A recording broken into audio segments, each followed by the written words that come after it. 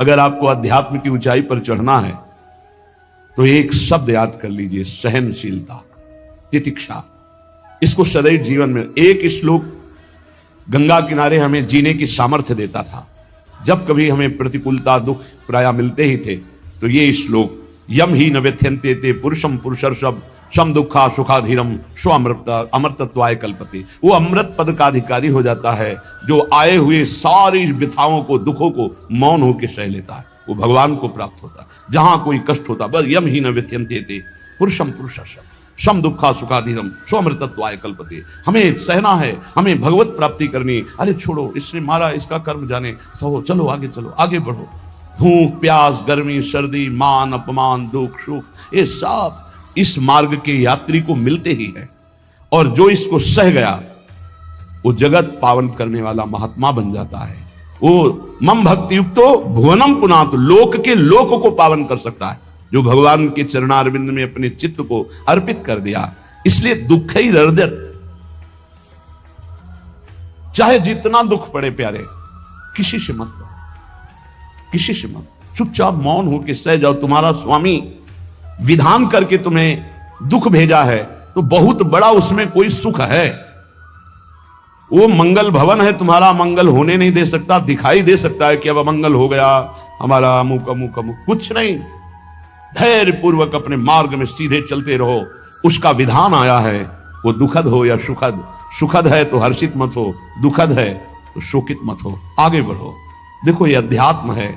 ये कमर कस लो कि इस जन्म में मुझे इस भव समुद्र से पार होना ही है। ये जो कमजोर दिल के होते हैं ना, अनुकूलता जहां मिली तो बोले जब से हमने भक्ति शुरू की सब काम चकाचक बन रहे हैं। ये भक्ति का फल नहीं है, भूल मत करना। ये तुम्हारे सुकृत चल रहे हैं इसलिए है। और जिस दिन दुष्कृत का फल आएगा उस दिन भक्ति करते हुए भी कदम रखना मुश्किल हो जाएगा। पग पग पर तुम्हें दुख मिलेगा। इस सिद्धांत को समझ लीजिए तो कभी आप निराश नहीं होंगे, शूरवीर होकर आगे बढ़ते रहेंगे। जो हमारी भक्ति है नई फसल है, और इस फसल की जो आनंद वृत्ति है वो भगवदानंद है, ज्ञानानंद है, अखंडानंद है, प्रेमानंद है। वो ये भोगानंद नहीं है, विषयानंद नहीं कि भगवान की बड़ी कृपा जो चाहो वो भोग मिल गए। ये सुकृतों के फल है। ये सुकृत और दुष्कृत दोनों को यही नष्ट कर दो और निकल चलो भगवान की परम धाम में, जहां नित्य सेवा सुख का आनंद सहचरियां ले रही है। श्रीपाद कह रहे, संतर्जयस ताड़यन, कोई मुझे बहुत डांटे भर्त्सना करे और ताड़यन पिटाई भी कर दे, मुझे कुछ कभी शिकायत नहीं करनी प्रभु से। देख रहे हैं ना, वो उन्होंने विधान किया है ना कि इसको पीटो, तो हम चुपचाप पीट लेंगे, किसी से नहीं कहना। रहीमन मन की मन व्यथा रखिए मन में गोए, सुनिठ ले हैं लोग सब बांटने। इसीलिए असंगो हम, असंग किससे कहें अपने दुख सुख की बात। अपना दिल तो दिलवर को दे दिया, जो बीते सो दिल तो उनके पास है, वो तो जाने दुख सुख की बात, हम क्या जाने। हम तो बस आपके हैं। मौन, अपने विषय में न सुख की बात करे न दुख की, मौन बात करे तो प्रभु की करे, नहीं तो मौन। मान लीजिए अगर ये मौन आप धारण कर लेंगे तो निकल जाएंगे माया से, नहीं तो किसी की निंदा कर देंगे, किसी का ऐसा कटु वचन बोल देंगे, परुख वचन बोल देंगे, भजन छीण हो जाएगा, भजन करने की वृत्ति नष्ट हो जाएगी। सैकड़ों लोगों के प्रश्न है कि पहले भजन अच्छा होता था अब नहीं होता। उसमें दो बातें होती है, एक तो भजन की ऐसी भूख बढ़ गई है कि अब उतने भजन से नहीं और भजन होना चाहिए। ये उत्तम महापुरुषों की कृपा पात्र भक्तों की वृत्ति होती है। और एक होता है कि आपसे वैष्णव अपराध बन गया, कुसंग हो गया, इस कारण से ऐसा। अगर आपके हृदय में कोई दोष स्मृति नहीं हो, फिर भजन में ऐसा लगता है कि मेरे से बहुत कम भजन होता है, वैसा भजन नहीं होता जैसा होना। ऐसा बड़े बड़े महापुरुषों को भी अनुभव होता है। ये कोई निंदनीय बात नहीं है, वंदनीय बात है। पर वास्तविक यदि भजन नहीं हो रहा है, वास्तविक यदि आपका रुक गया है आनंद, तो आप ढूंढ लीजिए आपका भोजन गलत है, आपका संग गलत है, आपने कोई वैष्णव निंदा की है, बस यही कारण है। यही खोज लेना, यही सुधार कर लेना। किसी से क्षमा याचना की जरूरत नहीं, अंदर देखो और आचार्य गुरु से प्रार्थना करो, सब ठीक हो जाएगा। बड़े कृपालु है, जिन्होंने अपराधी मुझ जैसे को घसीटा तो अब अपराध बन जाएगा तो थोड़ी छोड़ देंगे वो। विश्वास कीजिए, उन्हीं से प्रार्थना कीजिए, नाथ यदि आपको अपराध मोचन कराना है तो भेज दीजिए मुझे उसके पास, या उसको बुला दीजिए, मैं पैर पकड़ लूं, हाथ जोड़ लूं यदि अपराध बन गया, और यदि आप चाहें तो आप क्षमा कर दें, आगे से सावधान रहेंगे। बड़े कृपालु हैं प्रभु, क्षमा कर देते।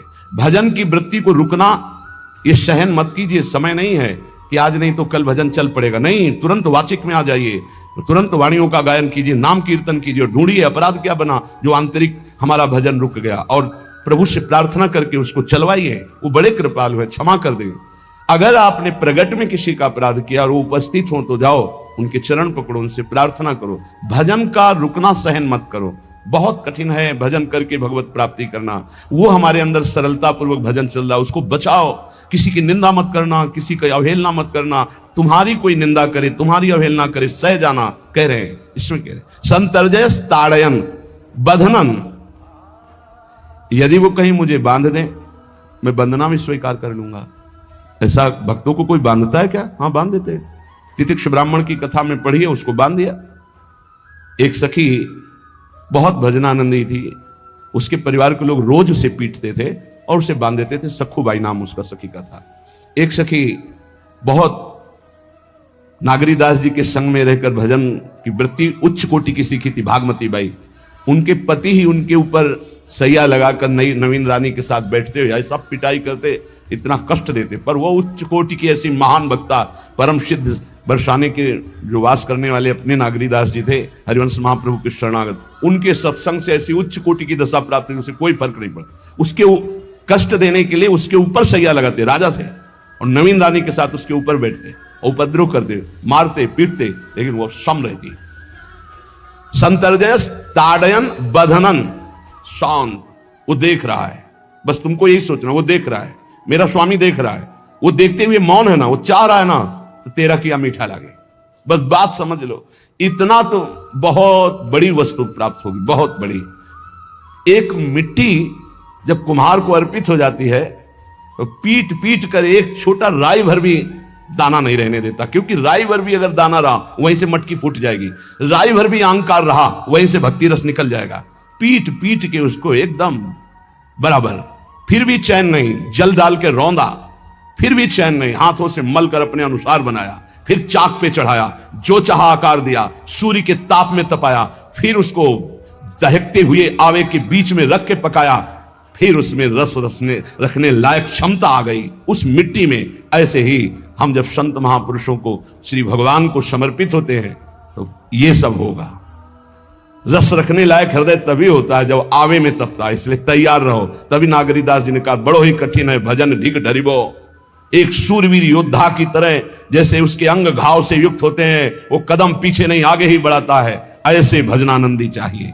चाहे मुझे चोर कहा जाए, पतित कहा जाए, गाली दिया जाए, मुझे मारा जाए, बांध लिया जाए, तो भी मैं भगवान पर दोषारोपण नहीं करूंगा। मैं यही निश्चय करूंगा, प्रभु मेरे देख रहे हैं, जोई जोई प्यारो करे सोई मोई भावे, उनका विधान परम मंगलमय है। अंतः क्लेश मतीव दुस्सह तरम प्राप्नोति नाना विधि। मुझे अंदर से भी बहुत पीड़ा दी जाए, काम पीड़ा, क्रोध पीड़ा, लोग बाहर से तो ये दिया जाए और अंदर से भी ये दिया जाए, तो भी हे प्रिया जो आपसे नहीं कहूंगा। प्रेम में कभी शिकवा शिकायत नहीं होती, ना इष्ट से, और अपने प्रीतम के विधान से दिए हुए कष्ट को हम दूसरे से कह दें, धिक्कार है हमारी प्रीति को।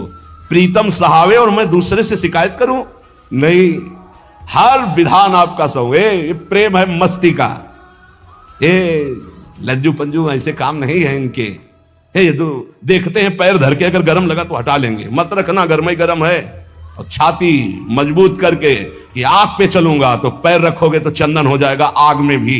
पूरे जीवन की बात कह रहा हूं, पूरे जीवन की। सोचो उस समय जब 13 वर्ष की अवस्था है और घर से निकले थे, कोई साथी नहीं है, कोई समझाने वाला नहीं, और आज इतना जीवन हो गया, इसी यार के सहारे हुआ है। इसी यार, ना 1 रुपया कभी था, न रहा है, न रहेगा। प्रेमानंद का 1 रुपया नहीं है, प्रेमानंद की एक वस्तु नहीं, ना रहा ना रहेगा। हाँ, प्रेमानंद की सब वस्तुएं हैं, ना होते हुए भी पूरा विश्व मेरा। क्यों? प्रेमानंद भगवान का है। भगवदानंद को प्रेमानंद कहते, वही संपत्ति। जीवन भर एक ही साथी रहा है, और हे नाथ ऐसी कृपा करना अब दूसरा साथी बने ना। अब आओ तो मृत्यु रूप में ही आओ, और किसी रूप में मत आना।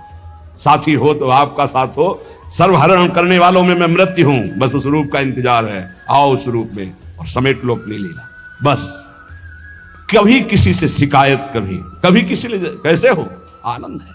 नहीं सुना है किडनी खराब है तो सुना ही होगा, कोई दुख नहीं, कोई दुख नहीं। वर्तमान दुख वर्तमान के आनंद से बहुत छोटा है।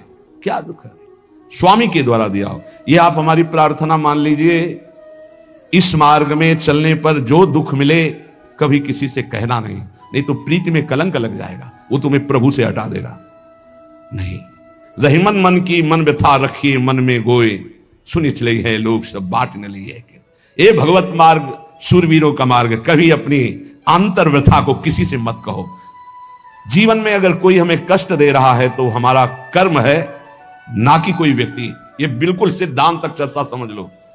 वही व्यक्ति जो मुझे द्वेष करता, वही व्यक्ति जो मुझे कष्ट और दंड देता, वही व्यक्ति प्रणाम करके छाती से लगाकर आंसुओं की धारा से अभिषिक्त किया, तो वो व्यक्ति था या कर्म? जब कर्म भोग हो गया तो वही हृदय से लगा के अश्रुधारा से क्षमा कीजिए, बहुत ऐसा ऐसा नहीं, आप तो बड़ी कृपा की। व्यक्ति कभी कष्ट नहीं देता, मेरा कर्म उसके ऊपर सवार होकर मुझे दंड देता, इसलिए मैं किससे कहूं? अपनी जबान से दांत कट जाए तो किससे कहूं? ये जो दांत, इससे जबान हमारी पीड़ा को किससे कहूं? अपने हाथ से चोट लग जाए किसको कहूं? ऐसे सब आत्मस्वरूप हैं, हमारा कर्म ही उनके ऊपर सवार होकर हमें दंड दे रहा है। इसलिए भाई श्रीपाद का सिद्धांत जो कह रहे कि अगर भगवत प्रेम प्राप्त करना है तो मुंह बंद। 22 बाजार में कोड़े मारे गए, एक बार भी श्री कृष्ण से नहीं कहा। पूज्य भाई जी महाराज के जीवन कष्टमय, कभी श्री कृष्ण से नहीं। बाबा नहीं सह पाए, बाबा ने श्री कृष्ण से कहा, श्री कृष्ण चंद्रजू से, ये क्या है, इतना कष्ट क्यों दे रहे हो उनके शरीर को? मुस्कुरा दिए, बोले मैं नहीं दे रहा हूं, ये तुम्हारे कर्म का फल भाई जी भोग रहे हैं। ऐसा? बोले हाँ। सीधे अस्पताल गए, भाई जी से कहा ये आप हमारा प्रारब्ध क्यों भोग रहे हैं? तो कहा आज ये कौन सा खेल रच रहे हो बाबा, क्या बात कर रहे हो? जीव का अपना कर्म भोगना होता है, किसी और का निजीकृत कर्म भोग? तो उनका आप हमको बहका नहीं सकते, हमें परम तत्व से पता चला है कि आप हमारे कर्म। तब हंस दिए भाई जी और बोले देखो हमें कोई फर्क नहीं पड़ता, आपको फर्क पड़ जाता। आप चढ़ो, जिस साधना की चढ़ाई पर चढ़ रहे हो चढ़ो, मंगलमय श्री कृष्ण तुम्हारी यात्रा को पूर्ण करें। हम तो अस्पताल में पड़े पड़े प्रिया प्रीतम के साथ खेल रहे हैं, कोई फर्क नहीं पड़ रहा। ये बड़े महापुरुषों ने अपने कष्ट की तो बात जाने दो, दूसरों के कष्टों को लेकर भोगाए। हम जरा सा कष्ट आ जाए तो बोले हमारी अंदर श्रद्धा थी अब खत्म हो रही क्योंकि कष्ट आने लगा। उसमें भगवान का क्या दोष है? वो तो बड़े कृपालु हैं कि ऐसे पापात्मा होने पर भी मुझे महात्माओं का संग दिया, धाम का वास दे रहे, नाम जपवा रहे हैं। अब हमारे पूर्व प्रारब्ध हमें कष्ट दे रहे हैं, इस समय भी वो हमें दुलार कर रहे हैं। जीव समझता नहीं, केवल दोषारोपण भगवान और भगवत मार्ग पर कर देता है। इसलिए उपासक को अंतः क्लेशमति व दुस्सहतरम, ये जो आप काम क्रोध से जल रहे हो ना, ये तपस्या है, इसका बहुत बड़ा लाभ मिलेगा। और अगर भोग रहे हो ना, गिर रहे हो, पतित हो रहे हो, तो वो सुख नहीं, वो शांति नहीं, वो विश्राम नहीं है। तो एक बात ध्यान रखना, इस शब्द को याद रखना। ऐसे रहने पर भी हमारे द्वारा जो भी, वो हमारे स्वामी ऐसे लेते हैं, जन अवगुण प्रभु मान न काऊ, दीन बंधु अति मृदुल स्वभाव। कल शाम के पूज्य परमहंस राम मंगल दास जी की वाणी का चिंतन हो रहा था। उसमें कह रहे कि जो 30 मिनट भगवान नाम कीर्तन कर लेता, मेरी बात पर विश्वास रखना, हो उसको भगवत प्राप्ति होगी। 24 घंटे में 30 मिनट नाम कीर्तन कर लेता है और अन्य समय विस्मरण रखता है, तो 30 मिनट का नाम कीर्तन उसे भगवत प्राप्ति करा देगा। तुम्हें जो पाठ प्रिय हो 30 मिनट पाठ कर लोगे, भगवत प्राप्ति हो जाए कर लो। और बहुत पहुंचे हुए महापुरुष जिनके चरणों में अपार श्रद्धा है, आप लोग तो रात दिन लगे आपको भगवत प्राप्ति नहीं होगी। चूक हो जाएगी तो जन अवगुण प्रभु मान न काऊ, दीन बंधु अति मृदुल स्वभाव। अग्नि की ज्वाला के समीप रुई का पहाड़ कितनी देर टिकेगा? कितनी देर टिकेगा? उसके ताप में झुलस जाएगा। ये अग्नि की ज्वाला है भगवान नाम कीर्तन, भगवत यश गुणगान। तो जैसे किसी को लगे कि वो नाम जब भी करता है वो रुचि पूर्वक पाप करता है, असंभव। नाम जापक रुचि पूर्वक पाप कर ही नहीं सकता, उसका हृदय जलेगा पक्का। आप जप करके देख लीजिए, आप जप कीजिए नाम और फिर आपसे पाप जब बनेगा तो आप फिर हालत अपनी देख लीजिएगा, बार बार हृदय जलेगा, नहीं नहीं नहीं। तो एक दिन वो नहीं सिद्ध हो जाएगा और आप निर्विकार हो जाएंगे। इसलिए अंतः क्लेश, अगर बुद्धि मति हो, अति अंदर क्लेश आ रहा है, कभी काम आ रहा है, कभी क्रोध आ रहा है, कभी लोभ आ रहा है, कभी मोह आ रहा है, ये आता रहेगा जब तक भगवत साक्षात्कार नहीं होगा। ऐसा मत समझो कि 2-4 महीने जप करेंगे तो हम सिद्ध हो जाएंगे, ये आता रहेगा। ये बहुत भागवतिक शक्ति से संपन्न है विकार, कोई साधारण नहीं है। कि तुम माला जपोगे वो नहीं आएगा, माला जपते समय ही आएगा वो। ये भागवतिक शक्ति से संपन्न, काम क्रोध लोभ मोह तब त्रिभुवन को परास्त कर रहे हैं। ये भगवान के पावर से शक्तिमान है। तुम्हारा अहंकार जब गलित हो जाएगा तो इनका आना ही बंद हो जाएगा। जब तक अहंकार रहेगा तब तक ये आते रहेंगे। तो जो तुम्हारे अंदर जलन हो रही, मत कहो किसी से, सह जाओ, यही तपस्या हो जाएगी, यही भगवान की प्राप्ति का हेतु हो जाएगा। प्रभु के लिए थोड़ा कष्ट सहकर आप आगे बढ़कर देखिए वो कितना आपको प्यार देते हैं। यही कष्ट सहना है, आंतरिक विकारों को सहना, बाहरी प्रहारों को सहना, कभी किसी से ना कहना, ये भक्तों का स्वभाव। मौन, इसीलिए वाणी से मौन, कुछ ना बोलना। हमने एक संत भगवान को देखा है, 22-23 वर्ष पहले वृंदावन में, कच्चा मार्ग था, एक बोरा रखते थे ऐसे, पागलों जैसा भेष था। तो जब रात्रि के 11 बजे वापस यमुना किनारे से प्रसाद पाके यमुना किनारे गए, यमुना किनारे से जब लौटते थे तो उनको देखते थे अकेले वो बैठे रहते। उनकी मुद्रा देख के लगता था भगवदानंद में डूबे हुए। नजदीक बैठे, बोरा उठाया, चल दिया। अमित पीछा छोड़ने वाले थे नहीं पीछे, तो उनका क्या बात है, क्यों पीछे? अब संत वेश हमारा भी तो मर्यादा से ही बोलेंगे, वो कुछ नहीं, केवल जानना चाहते हैं आपको। तो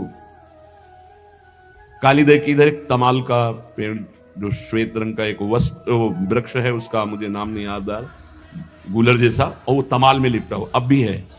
दाहिनी तरफ है कि जो खाली जगह पड़ी ऊंची, जब अपने दाहिनी तरफ बर्फ फैक्ट्री के आगे जाते हैं, उसी के नीचे बैठे। तो हमने पूछा आपकी स्थिति देखकर मुझे लगता है आप हर समय भगवदानंद में डूबे रहते हैं। बोले जब लगता है तो प्रश्न क्यों करते हो? हमको आपकी वेशभूषा देखकर। तो बोले जगत से बचने के लिए ये वेशभूषा है। एक बोरा ऐसे जैसे कोई बीनने वाले होते हैं, कबाड़ बीनने वाले, ऐसे बोरा ऐसे रखे थे, एक गमछा लगाए हुए थे, पूरा शरीर खुला, कोई साधु का वेश नहीं, कोई चिन्ह नहीं, और उनकी स्थिति भगवदानंद में थी। उनका ये किसके उपदेश, किस मार्ग के उपदेश, किस इष्ट की आराधना से आपको ऐसी स्थिति प्राप्त हुई? बोले प्रथम पूज्य श्री स्वामी राम सुखदास जी महाराज का सत्संग हुआ, इष्ट देव श्री कृष्ण, इष्ट ग्रंथ गीता, उसी की कृपा से मुझे ऐसा, मैं भारत के हर तीर्थों में वास करता हूं, भ्रमण करता हूं, असंग रहता हूं, और यही वेशभूषा रहता बड़ा अंदर से। तो भोजन प्रारब्धवशात जो सामने आ जाता है उसे पा लेता हूं, नहीं आता भूखा रहता हूं। तो अगर हम मधुकरी ले आवे कभी आप जिससे, तो पालेंगे? बोले दे देंगे तो पालेंगे। दूसरे दिन मधुकरी लेकर के, तो रोज हमारी उनके चरणों में श्रद्धा, क्योंकि उनका रहना और चिंतन दोनों, रहनी और चिंतन बड़ी प्रशंसनीय। जो वीतराग परमहंस हो गया, अक्षर सा वैसे कुछ पास में, केवल बोरा, वो नाटक के लिए बोरा कि कोई समझे कबाड़ बिनने वाला, और एक गमछा ऐसे रंग बिरंगा, बस कुछ नहीं, कोई भागवतिक चिन्ह नहीं। एक दिन देखा वो बड़े मक्खियां भिन भिना रही, तो नजदीक गए, क्या होगा? चुप जाओ, इनका बोली ना, बोले वमन और शौच दोनों हो रही है, शरीर बिगड़ गया है, तो हमका औषधि के लिए हम व्यवस्था, बोले इसलिए कह रहा हूं आप बच जाइए। हमका हमें बता तो दीजिए क्यों नहीं? तो बोले आया हुआ प्रारब्ध है, इसको हंस के भोगना है। ऐसे कोने में साइड में ऐसे पेड़ के किनारे पड़े, 2-4 10 दिन जो भी व्यवस्था उनकी बनी, फिर वो हमको दर्शन नहीं मिले, अन्य तीर्थों में चले गए होंगे। ऐसा महापुरुष, क्या हम अपने शरीर को इतना प्यार करें कि भगवान से श्रद्धा हो जाए, भक्ति मार्ग में हम लड़खड़ा जाए, फिर सत्संगी किस बात का? ये पक्का समझ लीजिए, ये जो भगवत मार्ग है ये शूरवीरता का मार्ग है, सहन करने का मार्ग है। जितने भी महापुरुषों के चरित्र हैं आप पढ़ करके देख लीजिए, भगवान के चरित्र से भी ज्यादा लाभ भक्त चरित्र सुनने से इसलिए होता है कि हमको लगता है कि हमारे जैसा जन्म लेकर इतना कष्ट सहकर इस ऊंचाई पर पहुंचे, ये बड़ी बात है कि वो जीवत्व से हमारी तरह पैदा होकर ईश्वरत्व को जाता है। इसलिए भक्त चरित्र में विशेष बल हमको प्राप्त होता है। क्या क्या कष्ट सहते, और आप खुद देख लीजिए, आपको जितना कष्ट है उससे बड़ा सुख है कि नहीं, अंदर देख लीजिएगा तो इसी से अनुमान लगा लीजिए, जितना बड़ा कष्ट उससे कई गुना बड़ा सुख भगवान देते हैं, तभी वो उनका यश गाते रहते हैं। ऐसे थोड़ी होता है कि हमारे भगवान का हम भजन करते, हमारे साथ अन्याय नहीं हुआ। न्याय तो सही बात नहीं हुआ, नहीं तो तुम्हारी दुर्गति हो जाती है। सही बात में उन्होंने न्याय नहीं किया, पक्षपात किया है तुम्हारा। अगर वो सही न्याय करते तो ईमानदारी से कहते हैं, केवल नरक के कीड़ा ही बनना पड़ता और कुछ नहीं है। खूब देख लो, डबल चेहरा होता है, एक सामने का चेहरा देख रहे हो और एक एकांत का चेहरा होता है, डबल चेहरा होता है। और भगवान डबल रखो चाहे तिबल, सब देखते हैं। सब हम बैठे हुए देख लो ईमानदारी से वृंदावन की भूमि में, एक चेहरा है जय श्री राधे, और एक चेहरा है जो राक्षस है अंदर बैठा, देख लो अंदर देख लो, बिल्कुल इस समय सीसी कैमरे में हो, अंदर देख लो, एक राक्षस बैठा है और उस राक्षस ने जो जो करवाया आप लिखो रजिस्टर में, तुम्हें याद है जितना, और इसके बाद आप न्यायाधीश बनो, फिर आपकी क्या दुर्गति होती उसका। इससे ऐसे होता है, हे प्रभु, तभी त्राहिमाम मचता है, तब उनकी कृपा नजर आती है कि बोले भगवान ने न्याय नहीं किया। हम कहते सच्ची बात तुम कह रहे हो प्यारे, न्याय नहीं किया इसीलिए बचे हुए हो, अगर वो न्याय कर देता, पक्षपात न लेता तुम्हारा, तब तुम्हारे होश उड़ते, चाहे जो कोई हो, अपना रजिस्टर जांच के देख लो। इसलिए कहते हैं कि सबकी जीवनी शुक्ल पक्ष की लिखी जाती है, कृष्ण पक्ष की तो केवल उसी की छाती जानती है, दूसरा नहीं। हृदय में जितने विकार, हृदय में जितना अंधकार, हृदय में जितना कूड़ा करकट, वो तो हम जानते हैं कि हमारी स्वामिनी की कृपा ने कितना निर्मल किया है। तब उनकी स्वामिनी जू मुझ जैसे अपराधी के अपराधों का विस्मरण करके आप ऐसी कृपा, तो आपको लगता है कि संतों की एक दैन्य भाषा होती नहीं, ईमानदारी से संत कभी झूठ नहीं बोलते। जैसे कह रहे हैं कि मौसम कौन कुटिल खलकामी, तो अंतर यह होता है कि आंख में जैसे थोड़ा पड़े तो बहुत बुरा लगता है, और पीठ में इतना बड़ा तिनका चला जाए तो कुछ समझ में नहीं आता। संतों का हृदय आंख जैसा होता है, थोड़ी सी भी गलती में हाय हाय मच जाता है, धिक्कार है तुम्हारे जीवन को, अपने को तुम क्या समझते हो, क्या है तुम्हारे अंदर विचार। और जो मलिन अंतःकरण वाला था, भारी भारी पाप करके भी उसको पश्चाताप नहीं होता। संत जनों को एक पाप की जरा सी वृत्ति की आभास स्फुरना, वो पूरा पाप नजर आने लगता है उनको, क्योंकि इतना निर्मल हृदय होता है। तो सच्ची कहते हैं कि जैसे घोड़ों की लगाम पकड़े हुए श्री कृष्ण अर्जुन की बैठे हैं, ऐसे अपने भक्तों की लगाम पकड़कर बैठ जाते हैं, तो यात्रा अध्यात्म की ऊंचाई की चलती, किसी की सामर्थ्य नहीं। इसलिए सब भक्त ऐसे तो आपको मिलेंगे। जहां सामर्थ्य की बात है वहां केवल श्री भगवान की कृपा है। इसलिए बाहर की पीड़ा और अंतर की पीड़ा अपने प्रीतम के द्वारा दी हुई मानकर सह जाओ, तो आगे प्रीतम तुम्हारा स्वागत करने के लिए खड़े, पक्का समझ लेना, पक्का। और वो देंगे ये पीड़ा, क्यों देंगे? इसी पीड़ा में पता चलता है कि तुम्हारे मन की सुई किधर जा रही है। प्रताप राय जी महाभागवत थे, बड़ा चरित्र है। उनके यहां एक व्यापार चलता था कुल परंपरा से कि आपको अगर रुपए की जरूरत है तो आप अपना स्वर्ण आभूषण या कुछ रख जाइए गिरवी, और रुपया ले जाइए, और ब्याज से तो रुपया दे जाइए, अपने मूल गिरवी ले जाइए जो रख के गए हो। यही उनकी कुल परंपरा से था। तो उसी के आधार पर वो कुल परंपरागत कर्म कर रहे थे, निरंतर नाम जब भगवत आराधन में मगन।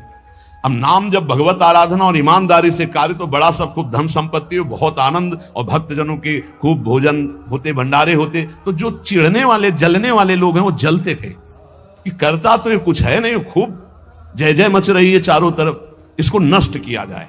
ये किसने बीज बोया? अरे बोले दुष्ट स्वभाव ने। नहीं नहीं नहीं नहीं, भगवान ने। किनको हुस्काया? डंडे को। क्यों? अब झंडा फहराओ मेरे भक्त के यश का। उनके हृदय में जलन हुई। वहां का काजी और मिल गए 3 लोग, और उन्होंने कहा कि इसको नष्ट किया जाए। बोले बस आप सहयोग दो, नष्ट तो पक्का। बोले कैसे? बोले प्लान तो सब हमारा बन गया है। अब झोली में कंकड़ भरे, प्रताप राय जी बेटी का ब्याह है, 10,000 मुद्रा चाहिए। बोले गिरवी? बोले है स्वर्ण मुद्राएं। अब वो इतने ईमानदार विश्वास, बोले बॉक्स रखा रहता है उसी में रख दो, दस्तखत करो, 10,000 रुपए लो, ब्याज से दे जाना, अपना ले जाना। थोड़ी देर बाद दूसरा आया ऐसे, फिर तीसरा आया, वो तो उनका व्यापारी था। 5 दिन बाद वापस आया और काम बन गया, ब्याज सहित ये रुपए लो, हमारा आभूषण वापस करो। बोले जहां रख गए थे वैसे उठा लो। बॉक्स से उठाया ऐसे, अरे देखो कितना नाटक करता है, माला जपता है, भगत बनता है, हमारे स्वर्ण आभूषण हटाकर कंकड़ पत्थर भर दिए। अब लोग तो आश्चर्यचकित हो रहे थे कि ये भगत जी तो ऐसे है नहीं।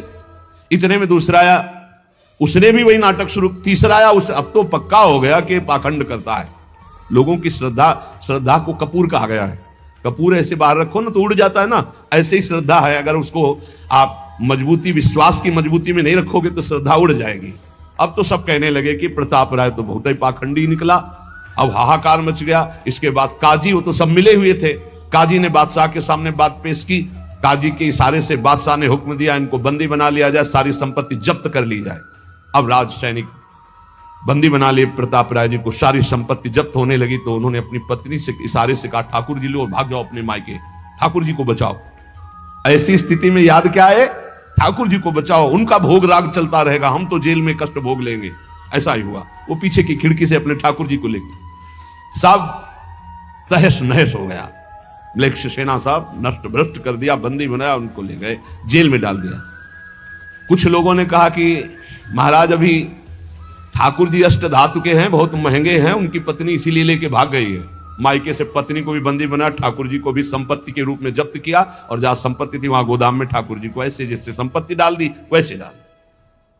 जब पत्नी नजदीक हथकड़ी बेड़ियों के सहित और वो तब एकांत जब हुए तो उनका प्रभु आज तक मैंने कभी आपसे मांगा नहीं और कोई शिकायत नहीं की, बस एक कष्ट है इस समय कि आपको गोदाम में डाल दिया गया है, हम प्राणों से अधिक आपको प्यार करते हैं और आपको भोग नहीं लगेगा, आपकी सेवा नहीं होगी, ये हम बर्दाश्त नहीं करेंगे। प्रभु कुछ उपाय करो जिससे आपकी सेवा, अगर हमें ये पता भी चल जाएगा कि आपको भोग लग रहा है तो आजीवन हम पति पत्नी को जेल में रखो, मुझे कोई कष्ट नहीं। प्रभु ये सब कुछ हुआ, मुझे कोई कष्ट नहीं, आपको भोग नहीं लगेगा, इस बात से मैं जीवित नहीं रह पाऊंगा।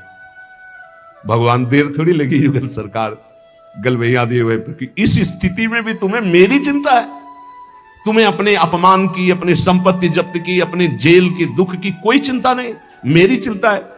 वही साक्षात्कार हुआ। अब तत्काल, अब वो तो चाबी बदलने वाले हैं ना, ज्ञानी मूढ़ न कोय जस जय का रघुपत करे तस ताही क्षण होए, बोले भियस महेश तब ज्ञानी मूढ़ न कोय। उस वहां का जमींदार जो था उसने कहा ऐसा हो ही नहीं सकता, यह सब गलत है, पाखंड रचा गया है प्रताप राय जी के प्रति। बादशाह के सामने विरोध प्रकट कर दिया, नहीं सही जानकारी जांच हो। बादशाह ने उन तीनों को बुलाया और कहा फांसी पे चढ़ा देंगे यदि सही नहीं बोलोगे। सही सही बोल दिया कि उसमें हम सोना तो रखा ही नहीं था, कंकड़ रखे थे। काजी की ये सब बात थी। काजी को दंड दिया गया, तीनों को बंदी बना लिया गया, प्रताप राय जी को पूरा नुकसान सहित सब अर्थ दिया गया और बड़ा सम्मान किया गया। फिर जीवन, ये घटनाएं भक्तों के जीवन में आती है किस लिए? भगवत साक्षात्कार कराने। भगवत साक्षात्कार जेल में प्रताप राय और उनकी पत्नी को हुआ।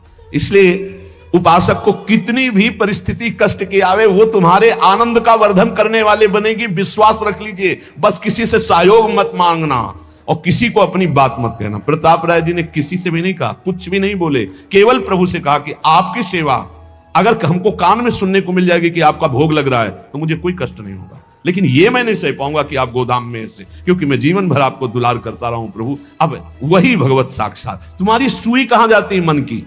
कष्ट की स्थिति में कोई मित्र, कोई रिश्ते नातेदार, कोई पावर काम आता है या भगवान की तरफ जा। अगर भगवान की तरफ तो जीत गए, और अगर संसार की तरफ ऐसे भी मिलने में आप बिल्कुल फोन कर देना, हम तुम्हें अमर कर देंगे, नहीं फाड़ के फोन नंबर फेंक देना कि हम रखेंगे भी नहीं ऐसा नंबर। जब कोई नंबर नहीं होता तब हरि का नंबर लगता है। जिसके पास किसी का फोन नंबर नहीं होता उसका हरि का नंबर लगता है। ध्यान दे दो, कलयुग है इसीलिए सबके पास नंबर भेज दिया है। सबके पास नंबर है क्योंकि हरि से फोन नहीं कर सकते। हरि का फोन जानते हो कैसा होता है? जब आर्थ होकर अनाथ भाव से असरण कोई नहीं मेरा, तब हा नाथ, वो फोन नंबर। भाव से मुझको पुकारे तो भाव से बेड़ा पार है, भाव पूरित टेर ही करती मुझे लाचार है।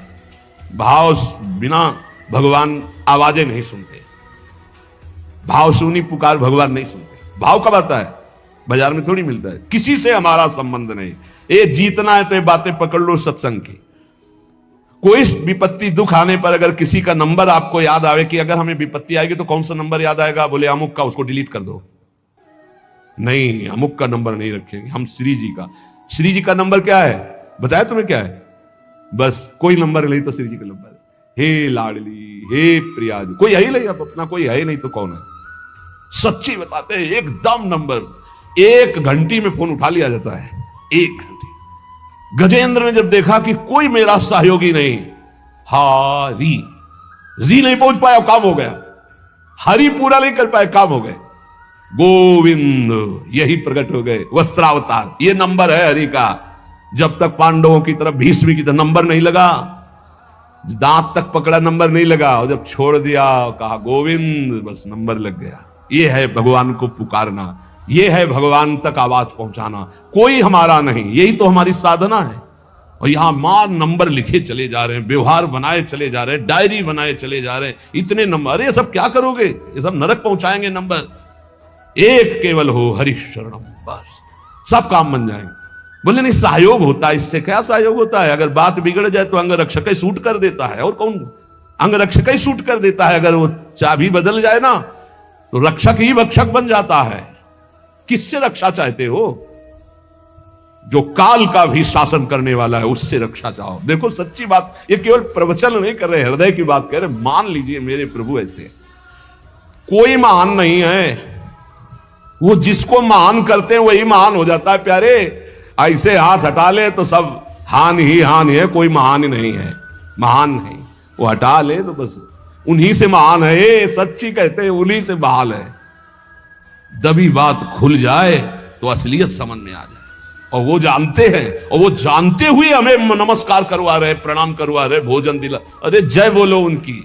हमारे साथ भगवान ने क्या किया? अरे तुमने भगवान के साथ क्या किया? कितनी कृपा की भगवान ने। इतने अपराध का दंड जानते क्या होता है? पूरा जीवन बर्बाद हो जाए। और यहां पूरे जीवन अपराध कर रहे हो, जीवन आबाद किए हुए हैं ऐसे प्रभु के प्रति। ये हम इसलिए कह रहे हैं, जो कहते हैं ना हमारी भगवान पर श्रद्धा नहीं रहेगी तो तुम्हारे ऊपर हमारी श्रद्धा नहीं रहेगी। देखो ना कहां श्रद्धा लायक हो तुम, क्या हो तुम। ये हम असलियत कह रहे हैं।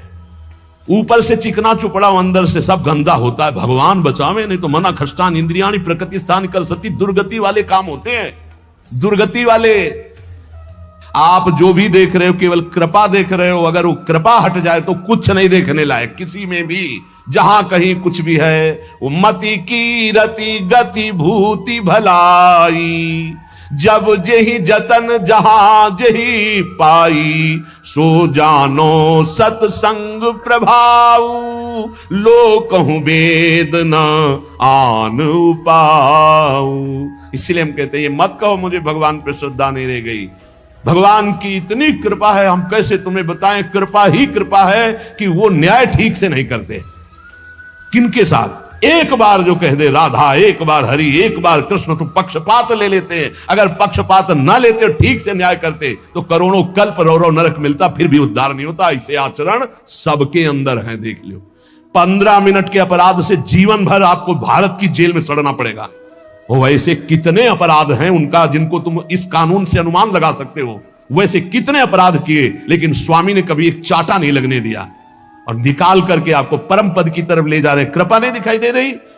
तुम सत्संग, नाम जप, भगवत यश गायन, भगवत लीला, भगवत धाम, ये तुम्हारी साधना का फल है क्या? ये कृपा का फल है। तुम अपने को देखो और कृपा को देखो तो यही बलिहारी जाएगी कि जासु कृपा नहीं कृपा आघाती। जिनकी कृपा कृपा करने से आघाती ही नहीं है। इसलिए अंतः क्लेशमति व दुस्सहतरम प्राप्नोति नाना विधि। नाना विधान से यदि अंतर बाहर कष्ट मिले तो चुपचाप सह जाना, राधा राधा राधा। आगे बढ़ोगे तो भगवत प्राप्ति हो जाएगी।